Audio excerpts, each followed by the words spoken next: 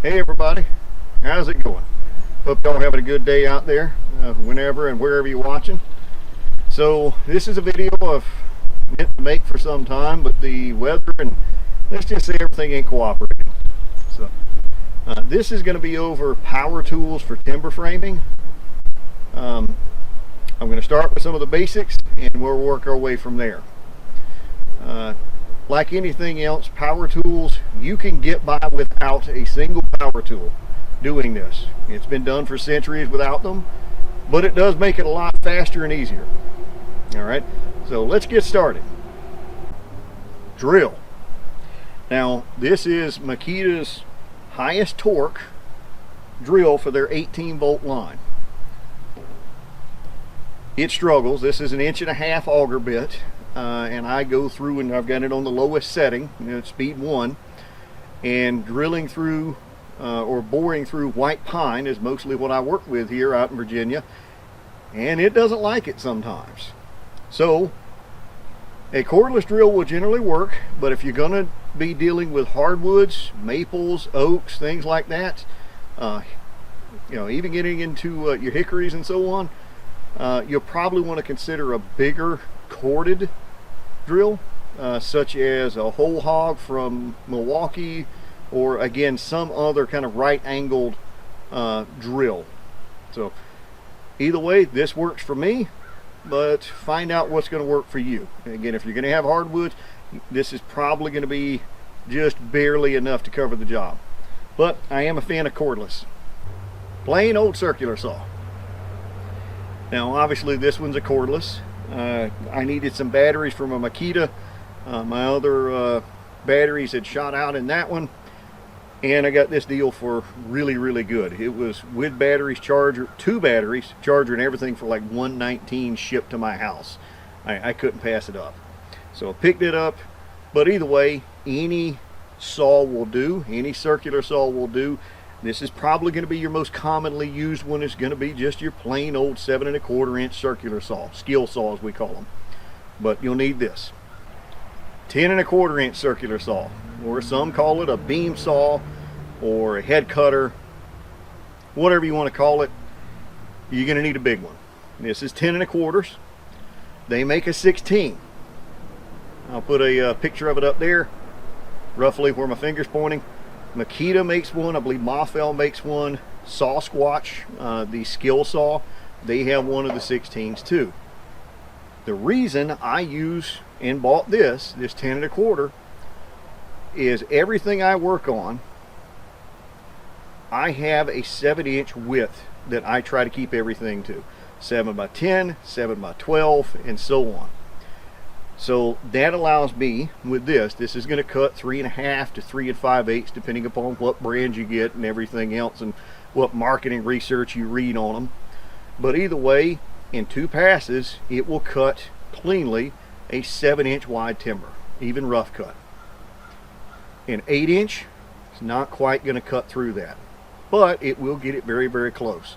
That's where a handsaw will come in. If you're going to be cutting 10x12s, 10x14s, or 12x14s, I tend to see that more out west, but if you're going to be getting into that, you may want to look at one of those 16-inch saws. Not a requirement, but a big time saver. Otherwise, what you're going to do is take your 7.25, cut, flip it over, cut the other side, and you got a lot of hand sawing to get through the rest of it. So benefit, not a requirement. Planer. This is a Triton 7 1/8-inch wide planer. Since I deal with 7x10, 7x12 lumber, that's the way I try to design mine when I'm doing my frames, I can do 1 pass and it'll cover, again, the 7-inch wide section on both sides. And on anything wider, I have to do 2 passes. So I do a pass going up where I get 1/2, and then when I'm coming back, I'll get the remainder. Now, there's a little bit of controversy with these. The reason I say that is this is a cheap tool. This is a notch above, and I don't mean to knock Triton, but it's a step or 2 above Harbor Freight. So it's not a contractor's grade tool. Will it work if you occasionally need it? Yes. If you're going to be planing a lot, with a hand planer, I'd recommend a Makita or Mafel. They are expensive. They are $2,300 to $2,500 American dollars for a 12-inch wide planer. Used, they go for over $1,000.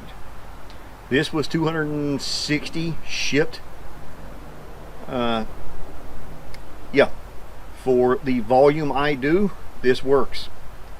If you get into it professionally, what I would say is buy something like this. When you burn it up, trade up.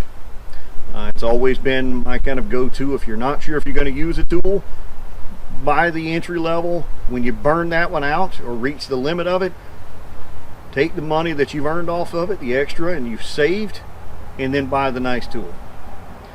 Just be aware there is a benefit to this.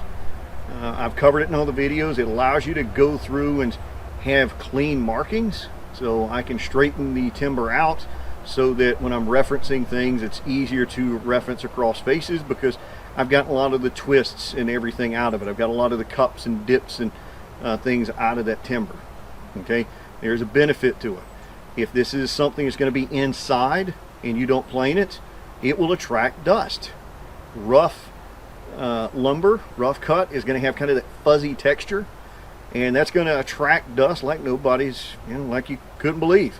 But if you plane it, it makes it a lot easier to maintain. All right, so it's up to you. Some people like the rough cut, some people do not. Which one you like, that's up to you. But just understand there is a reason for it. It allows me to have a clean, straight piece of lumber that's easy to transfer markings to, and on top of that, it's easier to kind of clean and maintain for the homeowner long term. Not a requirement, but a definite benefit. Now, the other tool I didn't mention is going to be the chain mortiser. Again, not a requirement, but definite time saver.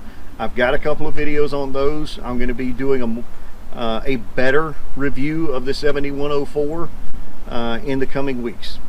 All right, one, I got to sharpen the thing, and two, I'm going to do another review of it in a better video. Let's just say it's bad by my standards, so which are not very high. So appreciate it. Y'all have a good one, and I'll talk to you later. Bye now.